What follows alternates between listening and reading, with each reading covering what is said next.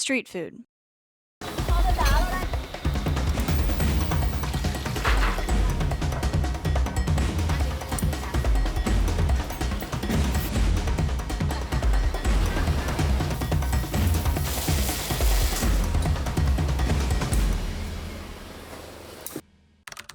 Should you eat it?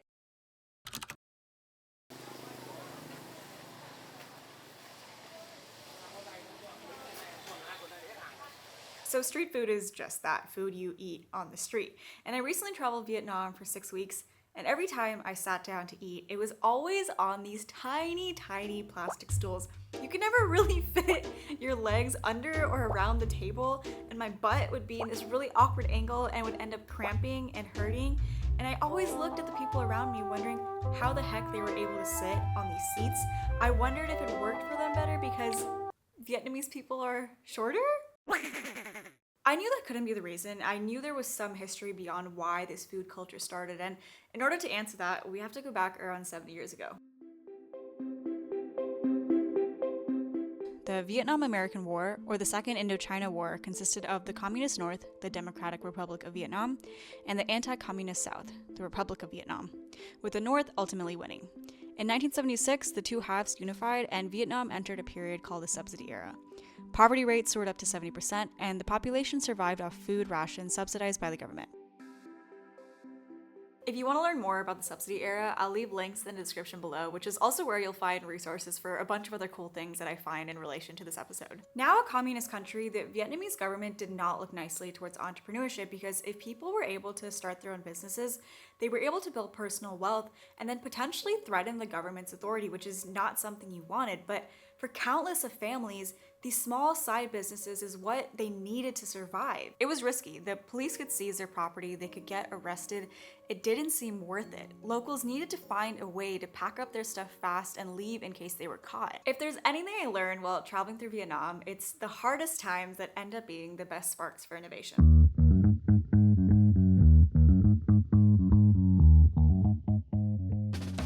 So vendors started using these short, tiny plastic stools, not because people were short, but because they were easy to stack and run away with. That makes total sense. They are easy to stack. They take up like no room.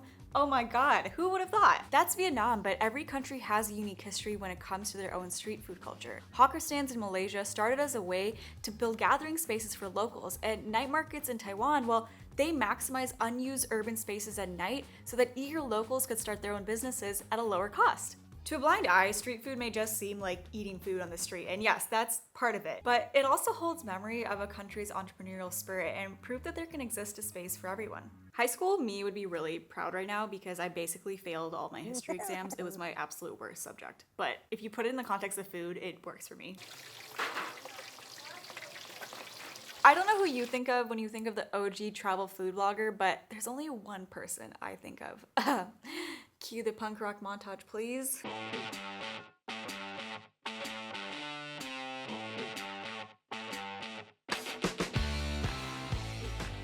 In the early 2000s, celebrity chef Anthony Bourdain pioneered what can now be considered travel vlogging before the age of YouTube existed. What made Bourdain's show special is that he didn't just show the places that tourists would normally go to, like beach resorts in New York City or Paris. He would intentionally highlight cities around the world that people would not think to go to. And he ate all the food. Even if he didn't like it, he always respected it and maintained an open mind, inspiring others to do the same.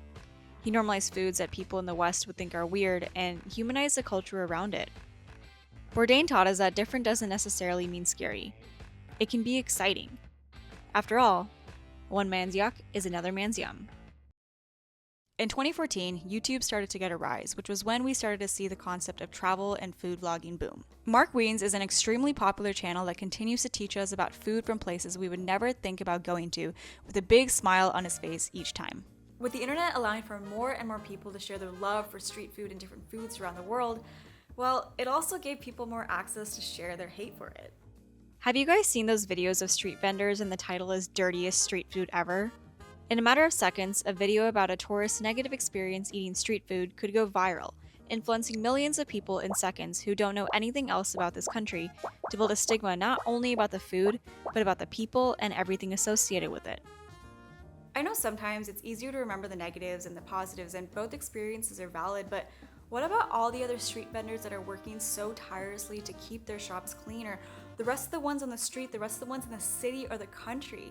You can't just take your one experience and taint the reputation of hundreds of other vendors. That's negative bias. At the end of the day, everyone's experiences are different, but we need to remember that our words have power, and when it comes to representing a foreign country on social media to a wide and impressionable audience, we need to be respectful to make sure we're not enforcing harmful stereotypes.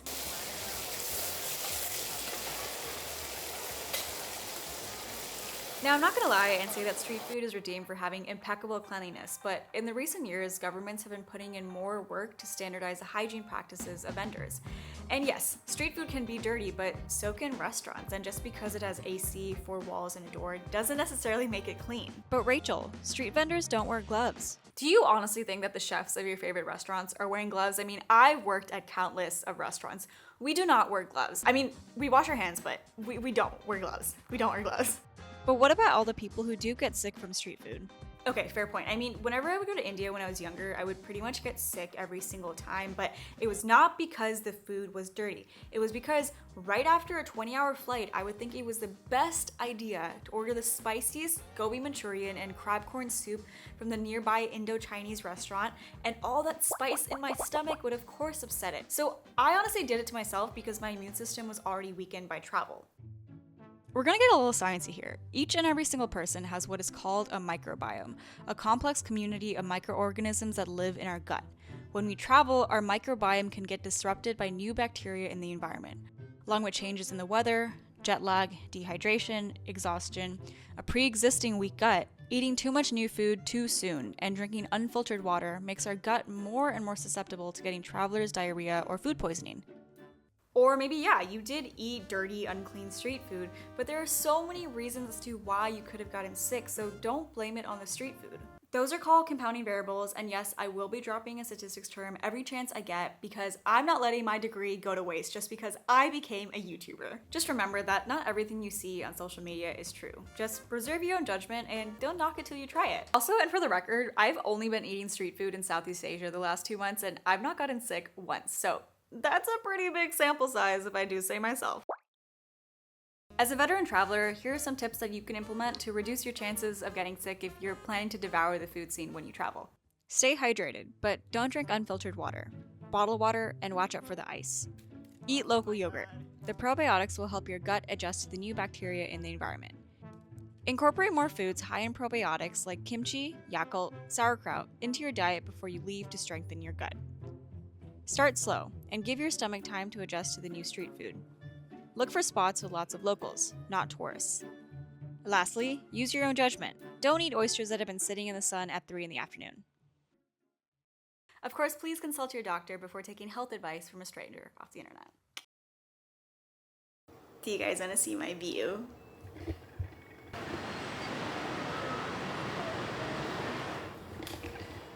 I'm scared of heights. Street food is an undeniably important part of a country's culture, and if you're spending thousands of dollars to travel there and opt out of it, it's like watching a trailer for a movie, buying a movie ticket, but not actually watching the movie. Pointless. You already know how unbelievably happy food makes me, but street food in particular is something else.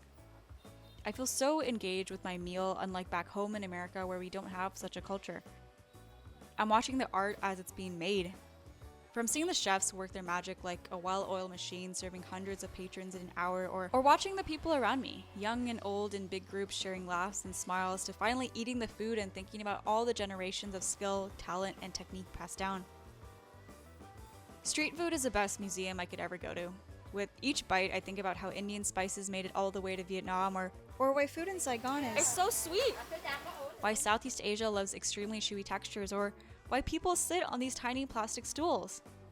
Nowadays, it's so easy to walk into a restaurant and order on a QR code on your phone and get your food without ever interacting with a human.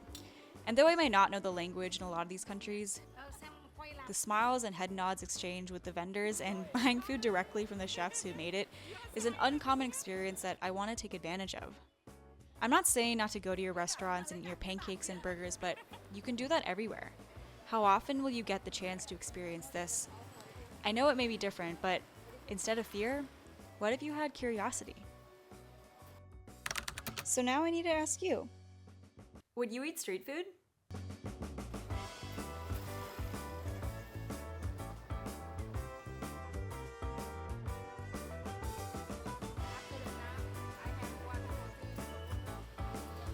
Hi, this is Editing Rachel. I also started a newsletter, and it would be really cool if you subscribe because the name is really dope. It's called The Weekly Catch-Up. It's going to be a weekly catch-up of literally whatever I want to talk about. Super casual, not necessarily food related, but sometimes food related, and I think you'll really like it, so you should subscribe. It's called theweeklycatchup.substack.com. It's completely free, once a week. I won't spam you, I promise. Okay, bye-bye. Probably just get some more time to try it. Oh.